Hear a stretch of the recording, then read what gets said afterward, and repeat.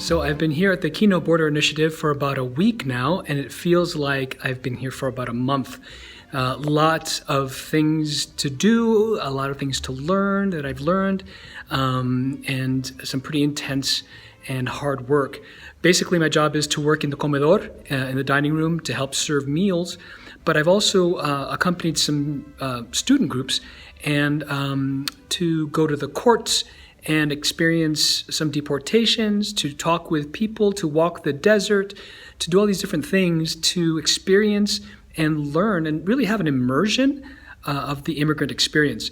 We've even spoken with a rancher and his wife who are advocates of completing the wall because there's like a 25-mile stretch along their property that is not covered, and there's a lot of crossings of the cartels. So that was really fascinating to learn about that and to get their perspective on what's going on over there at the border. So yeah, but it's been pretty intense, I have to say.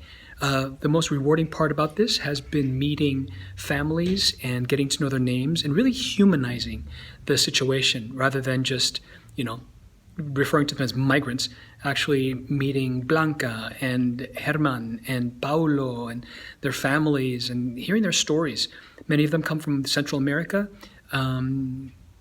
majority of them that I've met anyway, some from Mexico, but because of the political situation and the oppression and the dangerous situations that they live in, they're escaping and trying to find asylum in the United States. So learning about that whole system has been really fascinating, and I got to say at the same time discouraging, because many of them cross and are just sent back. And so, what gets me going, what really is fascinating though, is their resolve and their determination to seek freedom, to find freedom from oppression, freedom from gangs who are extorting them, freedom from poverty. And so, yeah, one of the things that was really interesting was walking through the desert and finding backpacks and water bottles and things that people used on their crossing through the desert, and learning, their route and learning, again, what happens to them. Many of them die, many of them make it through, but then are just sent back, but they try again and they try again and they try again. What was fascinating was seeing, what looked like garbage, but it was basically a staging point. And each item really represented a person's life, a person's story, a person's struggle. So it was really fascinating to learn about that, to experience people getting deported, shackled in the courtroom, as if they were common criminals or even animals, right? Sure, they committed a crime, but do you need to shackle them hand and foot? Very interesting and also heart-wrenching experiences and stories that I've heard. Anyway, so that's what I've been doing for the past week. I continue on with this, and hopefully, continue to learn more about the immigration system and see what more I can do for these folks. But mostly, really learning their stories, and I think that's the best part.